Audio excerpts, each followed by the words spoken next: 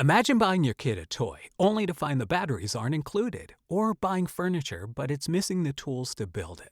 Frustrating, right?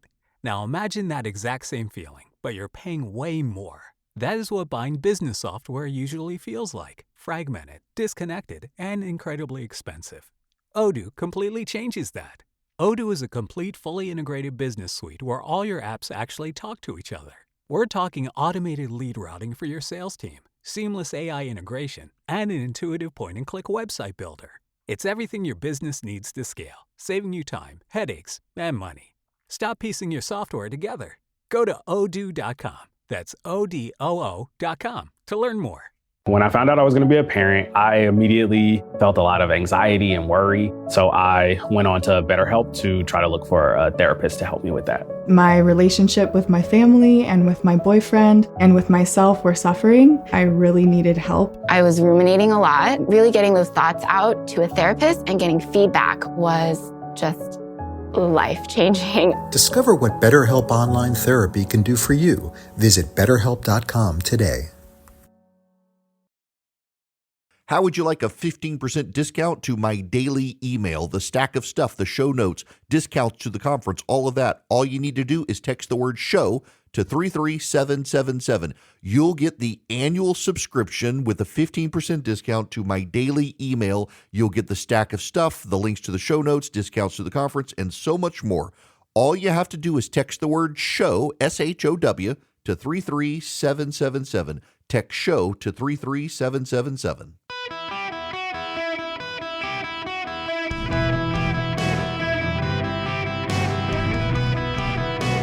Welcome to the Eric Erickson Show podcast, Hour 3. Welcome back. It's Eric Erickson here. The phone number 877-973-7425. I thought about this, and I got to be honest, I'm tired of talking about the Iran deal. I'm sure you people are as well. And so I want to focus on something else. I want to read for you something.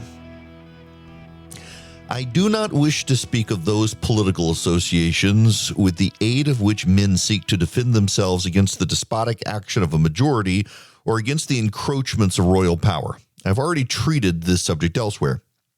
It is clear that if each citizen, as he becomes individually weaker and consequently more incapable in isolation of preserving his freedom, does not learn the art of uniting with those like him to defend it, tyranny will necessarily grow with equality.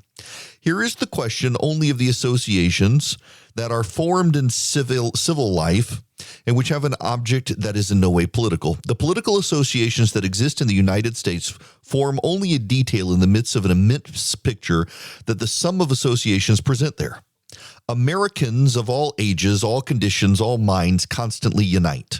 Not only do they have commercial and industrial associations in which all take part, but they also have 1,000 other kinds: religious, moral, gray, feudal, very general and very particular, immense and very small. Americans use associations to give fetes, to found seminaries, to build inns, to raise churches, to distribute books, to send missionaries. In this manner, they create hospitals, prisons, schools. Finally, if it is a question of bringing to light a truth or developing a sentiment, which the support of a great example, they associate. Everywhere that at the head of the new undertaking, you see the government in France and a great lord in England, count on it that you will perceive an association in the United States. In America, I encountered sorts of associations of which I confess I had no idea, and I often admired the infinite art with which the inhabitants of the United States managed to fix a common goal to the efforts of many men and to get them to advance to it freely. I have since traveled through England, from which the Americans took some of their laws and many of their usages, and it appeared to me that there were very far from making as constant and as skilled a use of association. It often happens that the English execute very great things in isolation, whereas there is scarcely an undertaking so small that Americans do not unite for it. It is evident that the former consider association as a powerful means of action, but the latter seem to see it is the sole means they have of acting. Thus, the most democratic country on earth is found to be, above all, the one where men in our day have most perfected the art of pursuing the object of their common desires in common and have applied this new science to most objects. Does this result from an accident? Or could it be that there, in fact, exists a necessary relation between associations and equality? Now, it goes on from there, but that's de Tocqueville's Democracy in America. And if you've never read Tocqueville's Democracy in America, you should. I was reminded of it by my friend Selena Zito, who wrote, and she's a great reporter, by the way, lives in Pennsylvania. She wrote, when Tocqueville visited the U.S., we were in an era of rapid change, not unlike today. Some were moving westward, others towards cities, others away from cities, all while building transportation systems such as canals and roadways to achieve the moment. The Industrial Revolution was at the center of all that cultural and political change. Our postal system was also speeding up. Our political parties were raucous, populous, and changing with the times, and we were influenced by those changes by how we formed communities. Sound familiar? We're also in a moment of rapid change, building high-tech superhighways, this time through artificial intelligence and the internet. We're also moving inward this time, some rediscovering the middle of the country, while others try to remake our cities. And the technological revolution of AI is having as much of a cultural and political impact as the Industrial Revolution. And through all of this, we see people coming into the United States for the World Cup who are experiencing the United States for the first time, and they are viewing it through their eyes and sharing it back to us, that we may see ourselves as great again through their eyes, as I said last week. It's kind of wild. The Czech soccer team was invited to the Stockades in Fort Worth, Texas, and to a rodeo. They had never seen anything like it in the Czech Republic. They were mesmerized. They were wearing Stetsons. They were waving American flags. We see this guy, Freddie, from Germany, being treated to hospitality around the country. There was another guy, this time he is from northern Germany, and he says he's been mesmerized by the number of Americans who found him on Twitter. He's in Chicago, and he's been invited to places. He's been offered homes, vacation homes to stay for a week. He's been offered to families homes for dinner. He's gone to the homes of people in the Chicago area who've invited him to come for dinner. And he said nothing like this would happen in Germany. In Germany, this would never happen. And this has been the common sentiment of the Scots, of the English, who are not, they're willing to grumble a lot. The English are about everything American. The Germans, the folks from various countries in Africa and Asia, they're all mesmerized by American hospitality, by people who really show up and participate. And I think about that poll I showed you yesterday. 29% of Democrats say they are extremely or very proud to be an American, and like 90% of Republicans are. Overall, it's 56%. Independents and Republicans, well over 60, 70, 80%. Patriotism, 90% for Republicans. It's the Democrats who are at 29%. There was the clip I played you yesterday of the reporter for USA Today, the sports writer, who this is the woman who hated that football returned during COVID, thinking everyone should stay inside. And now she just can't believe that all these people in the South are so welcoming of all these foreigners coming to the country, because she hasn't been well traveled in the country. De Tocqueville traveled around the country.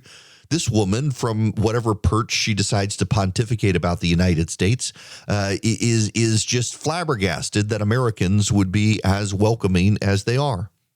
Now, I put all this in perspective here because we're headed to the 250th anniversary of the country.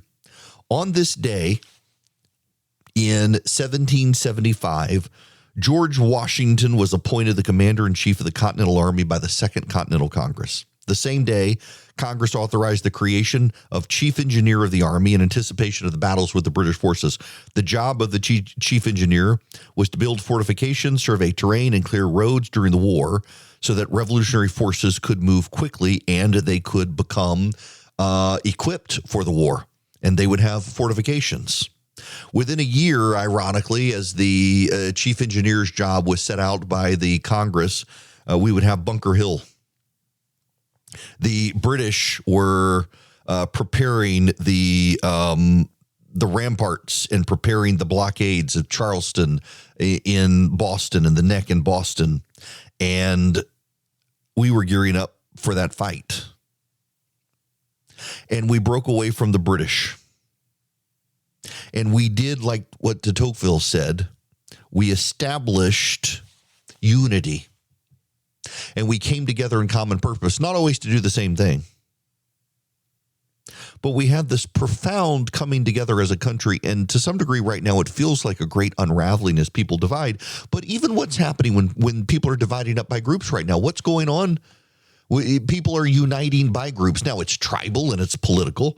You saw Republicans watching the UFC fight at the White House on Sunday night. You saw the Democrats doing their counter-programming, which was as lame as the conservative halftime show alternative for the Super Bowl. But people are still coming together in common purpose, united together, and working for common cause to do things, whether it is to oust Donald Trump or support Donald Trump. And it all started 250 years ago, really 251 years ago, when our forefathers got together and decided that it was time to throw off the shackles of Great Britain. They had long decided to be British and had long wanted to be British, but it became very clear that the British did not view the Americans as British. They viewed the Americans as colonials. And the colonials were something that the British could easily otherize. And that didn't sit well with our forefathers. And so they decided to unite for a common purpose of bringing all of the colonies together, the United States of America, independent sovereign nations at the time. And now fast forward 250 years. And we're a United States. But, really, it wasn't until after the Civil War that we refer to the United States. Prior to the Civil War, most people referred to these United States.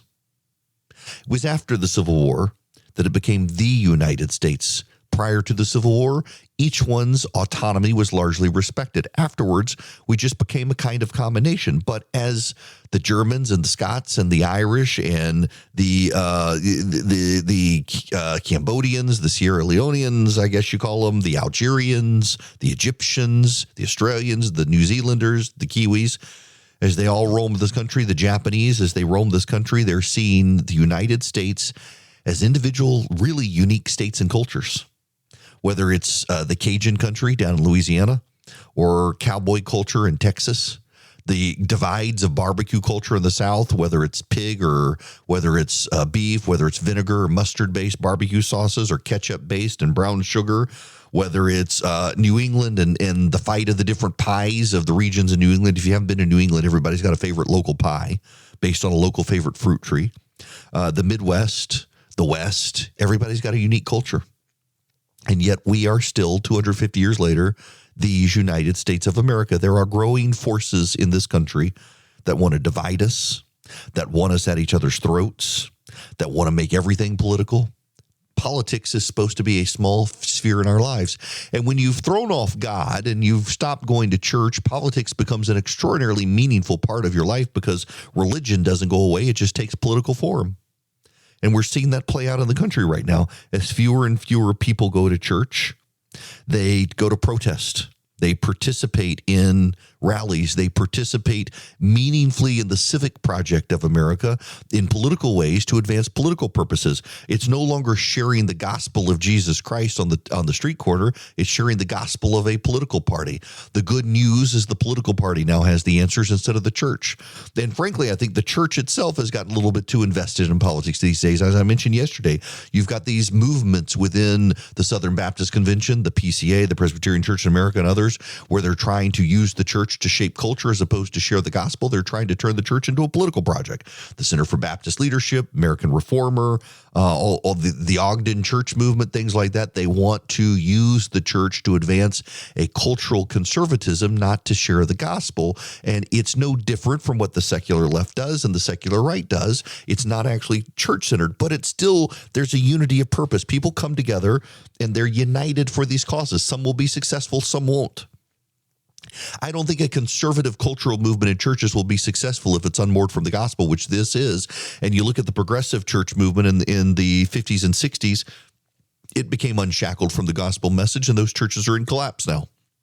I think the same thing will happen on the conservative side. You move away from actual gospel into politics, and, well, you got political parties in this country that people want to belong to, but still there's unity. What there is also now is an increasing dislike of each other as neighbors. One of the things that de Tocqueville found when he came to this country is that there was a general love of neighbor. He wasn't writing about the Bible and Scripture, but he found people, Americans from different backgrounds, could come together in common purpose and do great things. And we can still do great things. And I hope you'll remember that 251 years ago today, We came together as a nation. We put a man in charge named George Washington. 251 years ago today, we gave George Washington his commission to lead the Revolutionary Continental Army into battle successfully against the British. And Washington chose no pay. He wanted to show he wasn't a threat. He wasn't going to be a Caesar. And he maintained that position for the rest of his life. So 251 years ago today, Americans first came to common purpose with the Continental Congress selecting George Washington to lead the Continental armies to break free of the British, which he successfully did. And 250 years later, we have the luxury of hating each other on our cell phones because of the great success that Washington himself oversaw for no pay. So it is election day for the primary in Oklahoma. It is runoff day in Alabama and in Georgia. In all the states, the polls close at 7 p.m. tonight. So Oklahoma, you got until 7. Alabama and Georgia, you do as well. In Alabama, you got a number of runoffs there. And in Georgia, you've got big runoffs on the Republican side. You've got Senate, you got governor, you've got Secretary of State, you got a Public Service Commission race. You got the Superintendent of Education. If you're not sure who to vote for in Georgia, if you text ENGAGE to 33777, I'll send you back a list of people that I recommend you vote for. And you will all tomorrow wake up. And I know in Georgia this is hard for you to understand. And those of you out in Oklahoma, you'll appreciate this one too, that you'll wake up tomorrow and you won't see all the gubernatorial candidates. As I mentioned the other day, the joke running around Georgia is that it's worth the price of admission to a Braves game because you won't see Rick Jackson or Burt Schultz. Yeah, I listen, they've been great for the revenue for radio stations and TV stations in all these states, but I'm got to admit, I think everybody is getting kind of tired of the political campaign ads. Text ENGAGE to 33777 in Georgia. I'll send you back a list of people to vote for. Polls are open till 7 tonight. Enjoy your civic obligation. There are Democratic and Republican primaries happening in Oklahoma. There are Democratic Republican runoffs in Alabama and in Georgia to take advantage of. Regardless of party, get out, exercise your Democratic right. Go vote in your elections. Also, I'm inviting everyone to a Not Safe for Radio show in Georgia. It will be October 10th. I did it last year. We had people from all over the country come. It sold out very quickly last year. Sold out within 48 hours last year. We're doing a much bigger venue this year, so we won't have that problem. I'm hoping it sells out or I'm on the hook for the ticket. So you should come. If you text SHOW to 33777, you can get tickets to come to the Not Safe for Radio show. This time it's political, where there will be lots of laughs. The whole purpose is I'm doing a show where I've got great stories from my life in and out of politics that are simply not appropriate for radio, for either the content or the language involved, in very true stories, all of them very true stories. And I want to share them with you. So we'll be at the Gas South Convention Center in Duluth, Georgia, October 10th. I would love to have you come. It's a great Father's Day present. Your dads are going to want to come. You're going to want to come. Text SHOW to 33777, and I'll send you back a link. You can get a ticket. There's a $10 parking pass. They got big parking lots there. There's even a Westin hotel. If you want to come in and stay overnight because you're coming from out of town, they've got a great hotel connected to the facility. So come hang out. It'll be a lot of fun. Text SHOW to 33777. Now, before I get out here, I need to tell you about Swiss America. I don't know if you've seen the commodity prices since yesterday with this supposed deal. Swiss America has given everybody really great information. If you go to their website, SwissAmerica.com/Eric, SwissAmerica.com/ERICK, you can sign up and get the latest information from Swiss America. If you are making your own investment decisions, it's worth it. I bought gold from them. You can get gold coins. You can do a precious metal IRA. You can also get their report, The Secret War on Cash. It's available by going to SwissAmerica.com/Eric. The report is completely free. It'll help you with your retirement and finances. It'll make you really aware of how the government is trying to steer you away from crypto, precious metals, raw currency, to plastic, so they can monitor and control what you're buying, see what you're spending on. Go to SwissAmerica.com/Eric. Get the free report, if nothing else, The Secret War on Cash. That's SwissAmerica.com/ERICK. Did you guys know there's an effort to cancel Nate Bargatze? Welcome back. It's Eric Erickson here across the United States. The phone number, 877-973-7425. If you text Eric, E-R-I-C-K, to 33777, you can get the show notes, the live stream, the podcast, everything you need to stay in touch with the show. And by the way, if you're in Tulsa, Oklahoma, I'll be with you guys tomorrow. You can go to KRMG's website to get details. And if you're in Oklahoma City, I'll be with you on Thursday. I'll come home early Friday morning. Thanks, Delta, getting me home. So Nate Bargatze, they want to cancel him now. The left wants to cancel him. Now, you should know, by the way, that a number of these same progressives who are standing up for Graham Plattner in Maine are on board canceling Nate Bargatze. Let me read you this tweet. Graham Plattner is an extremely imperfect person and candidate, but the corporate media feeding frenzy that's emerging to try to sink him is grotesque. I know this because I've done a deep dive on his past and therefore know how many claims being casually bandied about are false. Right, as more comes about. Now, this guy also wrote, I love that guy and generally don't do boycotts, but I'm done with Bargatze. It's 2026. If you don't know who the Nazis are yet, I don't need to hear any more from you. Really, if you don't know who the Nazis are, I don't need to hear from you. He's supporting a Nazi in Maine, but now has decided that Nate Bargatze is too far. Why? Because Bargatze went to the UFC fight at the White House. Bargatze says he went because it's his favorite sport. He got invited. He wasn't going to turn it down. But because he went and it's a Donald Trump event, there must be a boycott. This goes back to what I was saying earlier about unions, people forging common causes together, sometimes over really dumb stuff, like trying to cancel Nate Bargatze because he went to a UFC fight at the White House, which is just about the dumbest thing ever. I mean, really, people, really, you're going to cancel a comedian who is known for being a very clean comedian. He doesn't do profanity. He makes everybody laugh. He tells basically dumb stories about himself. My son loves the guy. We've been to multiple Nate Bargatze shows. And this guy wants to cancel him because he had the audacity to be seen at an event at the White House for the 250th anniversary of the nation that was a UFC fight that thousands of other people participated in. Notice again, one of the things about the left is there's no concept of grace. No grace at all. The secular religion never offers grace. It only offers hatred and cancellation if you run afoul of the elite. And that's one of the most unfortunate things that happens in America these days. One of the fortunate things in America happening right now is a $500 rebate from Renai. Don't you love this quick transition?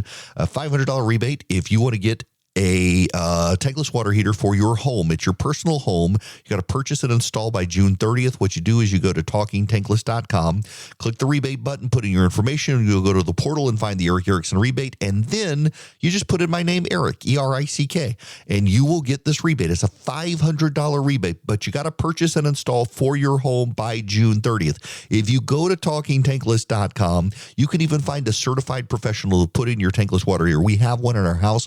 We never run out of hot water. Never. Even when the power was out the other day, it was out for 3 hours. I got our tankless water heater on a UPS backup, like one I bought at Walmart.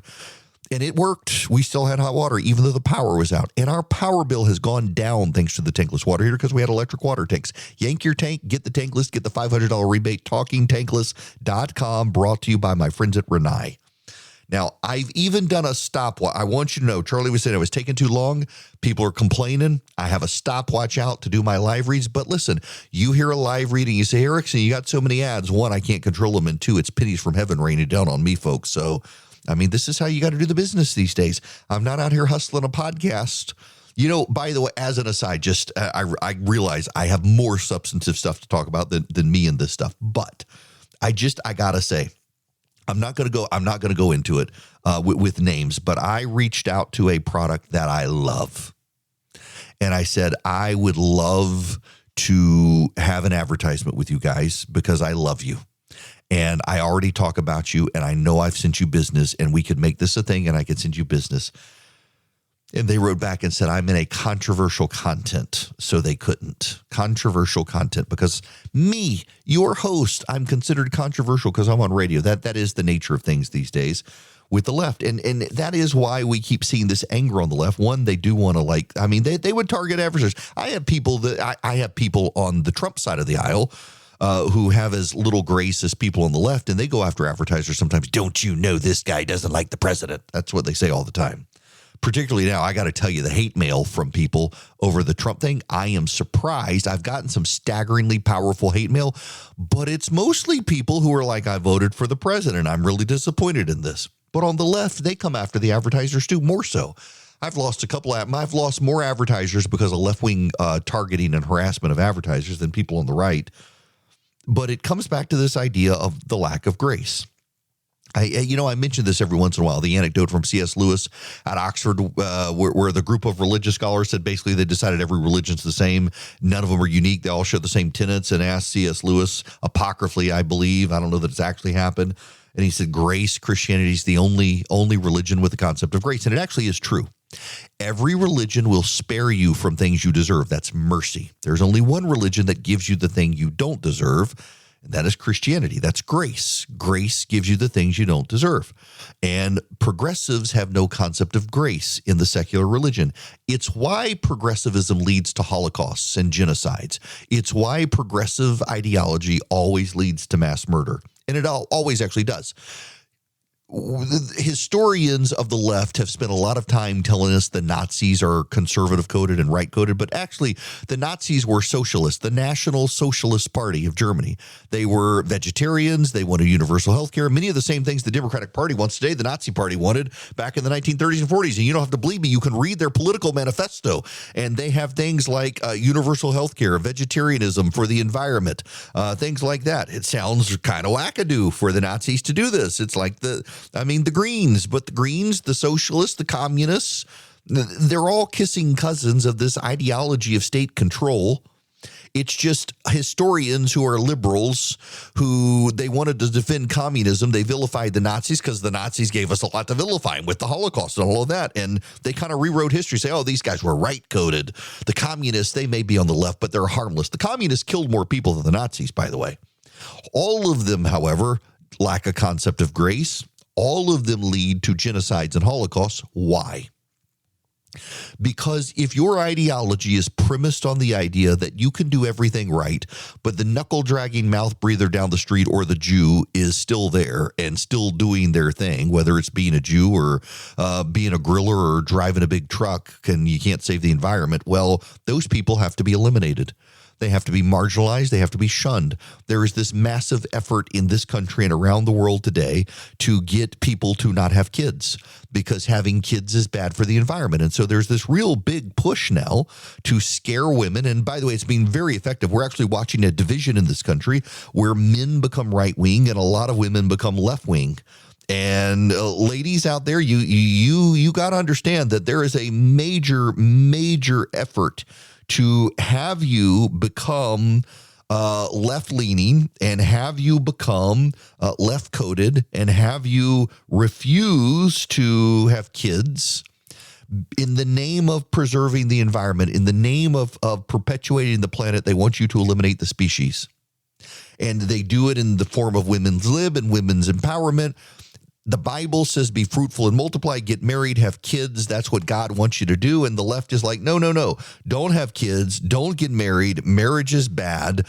Go work for the man for the rest of your lives, for the Fortune 500. Be enslaved to some CEO somewhere, and that'll be fulfilling.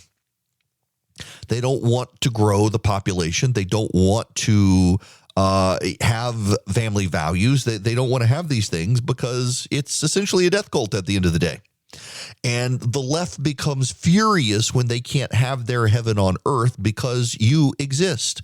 And the left inevitably, whether it's the Germans in the 1930s and 40s, whether it's Stalin, whether it's Pol Pot, whether it's Mao, they've got to eliminate the people who stand in their way, because the people who stand in the way of what, actually? What? They stand in the way of utopia. They stand in the way of heaven on earth. Because a secular left-wing ideology believes there is no heaven and hell, there's only here and now, and they want to bring heaven to earth. And the way they bring heaven to earth is to shape public policy and control society in ways to provide the things that they want. And the things that they want, they claim, will bring heaven to earth, will bring utopia, will bring social healing, will bring social justice, will bring social reckoning, will bring a future that is better for the chosen. And if you're not down with that, you've got to be marginalized, you got to be shunned. And we see that now with the progressive sorting because they believe Donald Trump is Hitler-like. They believe the Republicans, even as they support an actual Nazi turned communist in Maine, they believe the Republicans need to be eliminated. I mean, you got people like, what's the idiot? George Conway wants another, what was it? After the Reconstruction, after the Civil War. He wants a second Reconstruction. George, he's been very open about this. Not only do they want a Reconstruction, they want a Truth and Reconciliation Commission, like in South Africa after apartheid ended. They did a Truth and Reconciliation Commission where people were exposed of their crimes, but often forgiven and allowed to reorient in society and repatriate into society. But what's actually happened in South Africa now? It's a third world hellhole. Have you seen the videos of South Africans? The power goes out regularly now. They handed the country over into the people who are not out of power. And by the way, I'm not a defender of apartheid. It was bad. And they did make great strides after apartheid ended. But over time, it's descended into we want our fair share and payback. And it's descended into socialist utopia talk. And the socialist utopia is a third world hellhole. I mean, in China today, it's not exactly a great nation. It's a nation that is propped up by a dictatorship of Xi Jinping, where the communist elite, the princelings, they get power, they share power with each other, and you can't graduate and elevate yourself into power. It's an aristocracy. And that happens everywhere with socialist elite. It happens everywhere with the progressives. Like Elizabeth Warren the other day, she was lamenting Elon Musk and how it's an outrage that Elon Musk is a trillionaire. She literally filmed herself in the back of a car with someone else driving. Because there's always a class and caste system in a socialist paradise. There is no grace. There are the workers, and there are those who they work for. Christianity promises a real equality. That's why Christianity is so dangerous. That's why the left hates. That's why increasingly people on the right hate Christianity, because it really is about equality. There is neither Jew nor Greek, male nor female. When you come before God, you're all equal. When Paul wrote about the sons who inherit, some modern Bible translations say the sons and daughters inherit. The reason it was so powerful to say we're all sons before God, and he meant the women too, he meant the women were sons before God, was because of the Roman Empire, the daughters couldn't inherit. And so by telling even the women that they were the sons before God, sons of the inheritance, it meant that even the women could inherit God's promises. It was a great equalizer. And that's why so many people hated it. That's why you have these cultural people on the right coming in and they profess Christ with their lips and with their words and actions and deeds. They actually want to tear the church apart and turn it into a political project and wield scripture for power, not for the gospel message. Because with the secularism, with the people who mask themselves as Christians, with all of them, they lack grace. They lack a recognition that we, as an American, have individual rights to pursue our dreams ourselves. It's something, as I mentioned, 251 years ago, George Washington was made the commander-in-chief to fight the Revolutionary War. He gave up a salary, and he did it in pursuit of a better, more equal tomorrow. It is the American vision. And now we have a bunch of people on the left who have cast out equality in the name of equity. And we have a bunch of people on the right who, just like the left, want to wield power themselves against their enemies. And I think we should take a stand against it. And we should remind ourselves how great our country is. And we should not be out there canceling people like Nate Bargatze because he decided he wanted to go to a UFC fight and you just don't like the host of the UFC event. Allow people their freedom of association and give them the grace to associate without demanding that they see the world the way you see the world or else. Have you all heard about Dan Sullivan in Alaska? I'm glad they did something about this. So the senator in Alaska is named Dan Sullivan.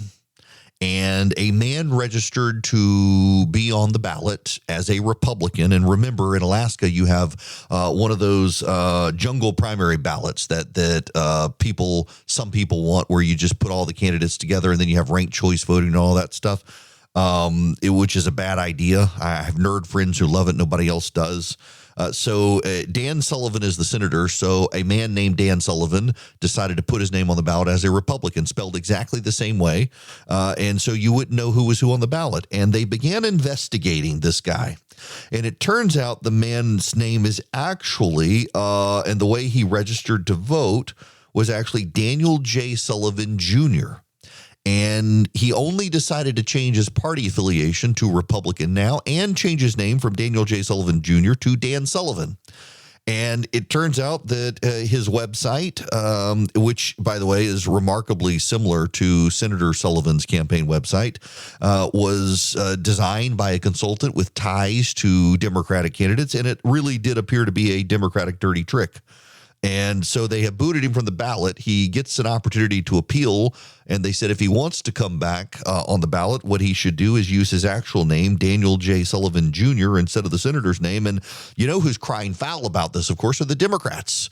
The Democrats are the ones crying foul about it. And by the way, there are lots of allegations that this guy coordinated with the Democrats to get on the ballot and make this sort of stuff happen. He's like, no, I had no coordination whatsoever. Just happens to have a consultant who's tied to other Democrats and does a website just like Senator Sullivan's.